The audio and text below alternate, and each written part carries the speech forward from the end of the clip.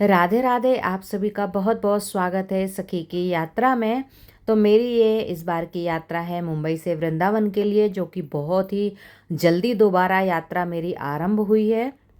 और ये मुंबई का रेलवे स्टेशन है और यहाँ पर मैं आप सभी को दिखाऊंगी मुंबई की लोकल ट्रेन और उसमें कैसे सभी लोग यात्रा करते हैं। रोज़ का इनका ये यात्रा होती है। आप देख सकते हैं ये महिलाओं का डिब्बा है और ये महिलाएं वर्किंग हैं जो कि रोज़ ऑफिस जाती हैं, कोई कहाँ कोई कहाँ।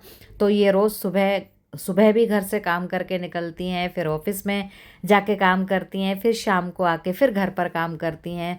तो इनका जो जीवन है, इनकी जो दिनचर्या है बहुत ही कठिन होती है और बहुत ही परिश्रमी होती हैं ये लोग। आप देख सकते हैं किस तरह से महिलाएं रेल के डिब्बे में चढ़ रही हैं और इतनी भरी हुई ट्रेन जाती है कि मैं तो देख के ही घबरा जाती हूँ। मैं कभी इस ट्रेन में ऐसे सफ़र नहीं किया है मैंने, बस देखा ही है। जो कि मुंबई की लाइफ लाइन कही जाने वाली लोकल ट्रेन है ये। और इसमें महिलाओं के लिए अलग से डिब्बे होते हैं और लेकिन फिर भी वो इतनी भरी हुई हो जाती है, इतनी भरी हुई कि एक बाहर का कोई इंसान इसको देखे ना ट्रेन को तो वास्तव में वो घबरा जाएगा। और उसके बाद मैं अपने ट्रेन के आने का इंतज़ार कर रही थी और ये उससे पहले तेजस ट्रेन आई है। इसके बाद ही सेम इस ट्रेन है वो भी राजधानी। बिल्कुल अगर किसी को ज़्यादा जानकारी नहीं हो तो उसको धोखा भी हो सकता है कि ये ट्रेन राजधानी है कि वो ट्रेन राजधानी है। सेम कलर की हैं दोनों और सिर्फ 5-7 मिनट का अंतर होता है। ये पहले आती है ट्रेन और हमारी ट्रेन इसके बाद आती है। तो ये ट्रेन निकल गई थी, उसके 5-7 मिनट बाद मेरी ट्रेन आ गई थी और मैं ट्रेन में बैठ गई थी और मेरी यात्रा आरंभ हो गई थी। तो ये ट्रेन के अंदर से ही मैंने शूट किया है, जो कि ये नदियाँ खेत खलियान देखते हुए मैं अपनी यात्रा का आनंद ले रही थी, जो कि मुझे बहुत आनंद आता है ट्रेन के सफ़र में। और इस बार ठाकुर जी ने मुझे बार बार बार बार ट्रेन से बुलाया और मैं बहुत धन्यवाद दे रही थी ठाकुर जी को और श्री जी को बहुत बहुत धन्यवाद दे रही थी कि मुझे इस बार बहुत जल्दी जल्दी उन्होंने वृंदावन बुलाया मुझे। और ये मैं दिसंबर से हर महीने में वृंदावन गई हूँ। और ये आप दर्शन कर लीजिए सूर्य देवता के। सुबह सुबह हम मथुरा पहुंचने वाले हैं और ये सूर्य देवता के दर्शन हो रहे हैं। 8 बजे ट्रेन मथुरा स्टेशन पहुंच जाती है। ये देख सकते हैं आप, मथुरा स्टेशन हम पहुंच गए हैं और ये मेरी ट्रेन थी।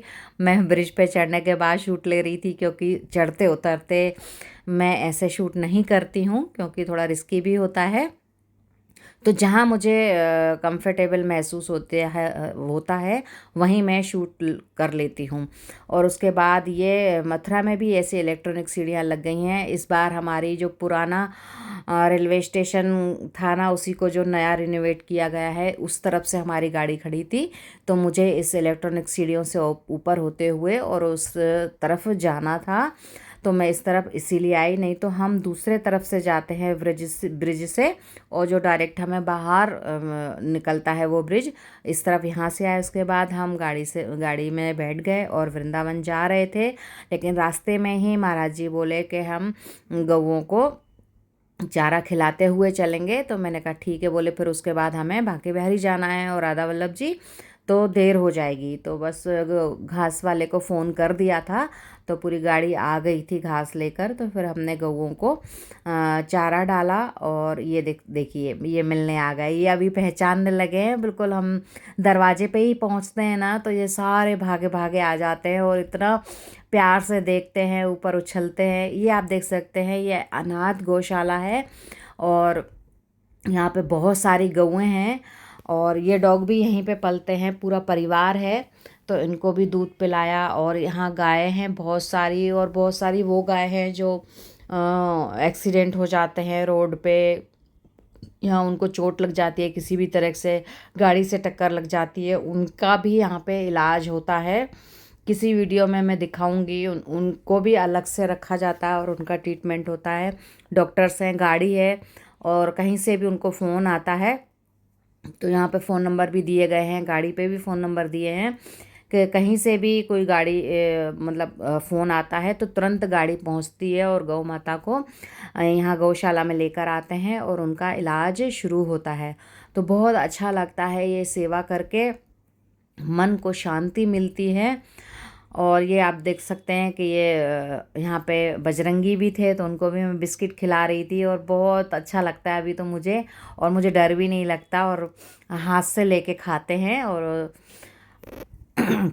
इसी तरह सेवा करते हुए और हम आनंद लेते हुए अपना फिर गाड़ी में बैठ गए हम, और फिर हम अपना वृंदावन, अपना जहाँ निवास स्थान है वहाँ पर पहुँचने वाले थे। और उसके बाद हमने अपना सामान वगैरह रखा और फ्रेश हुए, और उसके बाद फिर हम जाते हैं राधा वल्लभ जी मंदिर में और बांके बिहारी मंदिर में, जो कि बहुत ही अच्छे हमें ठाकुर जी के दर्शन हुए और उनसे मिले, बातें की, बहुत अच्छा लगा। और बसंत पंचमी से यहाँ पर रंग खेला जाता है वृंदावन में, मंदिरों में गुलाल उड़ाया जाता है, ठाकुर जी को भी गुलाल लगाया जाता है और जो भक्तगण आते हैं उनको भी गुलाल लगाया जाता है। तो ये अभी होली का माहौल स्टार्ट हो गया था वृंदावन में, और पूरे 1 महीने वृंदावन में होली का उत्सव चलता है। और अलग अलग तरह की होलियाँ होती हैं, बरसाने की अलग होती है, वृंदावन की अलग होती है, और लड्डू होली होती है, लठमार होली होती है, गुलाल होली होती है, बहुत सारी फूलों की होली होती है।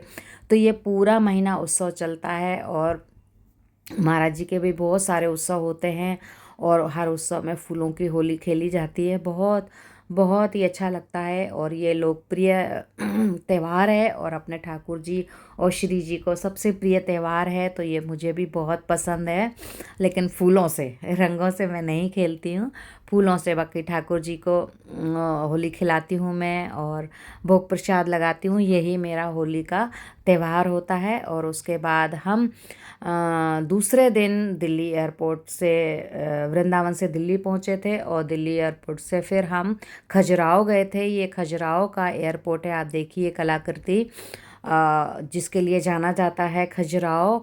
खजुराहो में ऐसी बहुत सी कलाकृतियाँ मिलती हैं जो कि शिल्पकारों ने बनाई हैं और अद्वितीय हैं, उनको देखते ही रहो, ऐसी ऐसी कलाकृतियाँ बनी हुई हैं।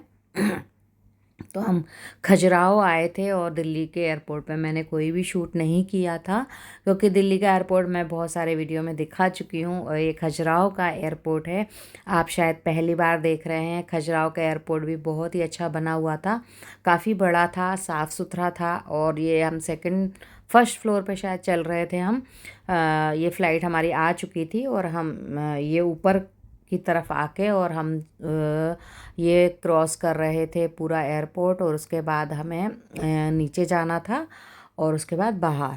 तो बहुत ही अच्छा साफ़ सुथरा, और बाहर काफ़ी हरियाली भी थी, ये देख सकते हैं आप, बाहर बहुत हरियाली थी, और बहुत बड़ा और साफ़ सुथरा एयरपोर्ट बनाया गया था, बहुत अच्छा लग रहा था देखने में। तो यहाँ पर हम आए थे, जिन भक्त के बेटे की शादी थी उन्होंने हमें निमंत्रित किया था, और महाराज जी का उसमें प्रोग्राम था। उन्होंने अपनी ही बेटे की शादी में बिहावला उत्सव रखा था, जो कि बहुत ही अच्छा रहा हमारा। और यहाँ हम अपने रूम में आ चुके थे जहाँ हमारे ठहरने की व्यवस्था थी, और वहीं से ये हमें दिख रहा था जहाँ के इन्होंने अपना डेकोरेशन किया था। इनका हल्दी रस्म का उत्सव यहाँ पे होने वाला था, आप देख सकते हैं स्विमिंग पूल भी बना था, और ये मैं अपने ऊपर रूम से ही देख रही थी। बहुत ही अच्छा लग रहा था, ये नीले नीले कलर का, और आसपास पेड़ पौधे, तो ऐसा लग रहा था बहुत ही, मतलब पता नहीं कहाँ का ये दृश्य है, ऐसा लग रहा था। तो यहाँ पर फिर हम नीचे आ गए थे और हमारे भोजन की व्यवस्था नीचे ही थी, बहुत ही स्वादिष्ट भोजन बनाया था, और उनके और भी उत्सव थे। तो यहाँ पर शाम को हल्दी उत्सव था, और उसमें ही राधे नाम संकीर्तन भी उनको कराना था, तो उसी की व्यवस्था की गई थी। यहाँ पर बहुत ही सुंदर स्टेज बनाई थी उन्होंने हल्दी के लिए, और राधे नाम संकीर्तन के लिए भी फूलों से बहुत सुंदर सजाया था। और ठाकुर जी का भी उन्होंने बंगला सजाया था, बहुत ही सुंदर उन ठाकुर जी थे, मैं देख रही थी कितना सुंदर सजाया था उन्होंने फूलों से। तो हम लोग उत्सव में ही थे प्रोग्राम में, तो मैं कुछ ज़्यादा शूट नहीं कर पाई थी, और उनके जो अपना रस्म वगैरह चल रही थी वो बहुत ही अच्छी उनकी संपन्न हुई। और ठाकुर जी के आशीर्वाद के साथ उनके सारे उत्सव सारे बहुत ही अच्छे से संपन्न हुए। और बहुत ही भक्त, बहुत ही प्रेमी लोग हैं। यहाँ पे देखिए ये स्टेज बनाई थी उन्होंने हल्दी के लिए, तो बाद में यहाँ पर एक दो फ़ोटो मैंने क्लिक की, मुझे याद आ गया अचानक से। और वैसे तो कुछ ज़्यादा याद नहीं रहता जब हम उत्सव में होते हैं। और ये जो नृत्य के मुझे एक दो फ़ोटो अभी मिली हैं वो मैंने इसमें जोड़ दी। ये हम नृत्य कर रहे थे राधे नाम संकीर्तन में, सभी बहुत आनंद ले रहे थे। तो ये तभी की है फ़ोटो। और उसके बाद पास में ही जहाँ हम ठहरे थे पास में ही शिव जी का मंदिर था। बहुत ही सनातन मंदिर और बहुत ही मतलब देखने लायक मंदिर है। और दर्शन किए हमने, बहुत ही सुंदर, बाहर से मतलब बहुत ही अच्छा बना हुआ था, जो कि सनातन जैसे होते हैं ना, तो ये सब जो होते हैं ना शिल्पकार जैसे बनाते हैं वैसे ही। और पास में भी और मंदिर थे जो कि खजुराहो के मंदिर थे, जो उस समय बंद हो चुके थे क्योंकि रात का समय था।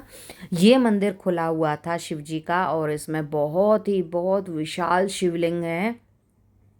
बहुत ही सुंदर दर्शन हुए हमें। और मैं आगे से मैं देखूंगी, इसमें मैंने किसी के फ़ोन में मैंने शूट किया है कि ये मंदिर में जो ऊपर जैसे सांप पूरा गोल गोल होके बैठता है ना कुंडली मार के, तो जो शिवलिंग का जो मंदिर है ऊपर शिवलिंग, और उसके ऊपर जो होती है ना छत होती है, तो वो डिज़ाइन बनी हुई थी सांप की। मैं देखूंगी मुझे वो वीडियो मिलेगा तो अगले वीडियो में मैं उसको ज़रूर आपको दिखाऊंगी, कोशिश करूंगी कि कहाँ पर है वो वीडियो ढूंढने की, और आप लोगों को ज़रूर दिखाऊंगी। ये देख सकते हैं आप, बहुत ही सुंदर कलाकृतियों से में ये मंदिर बने हुए हैं।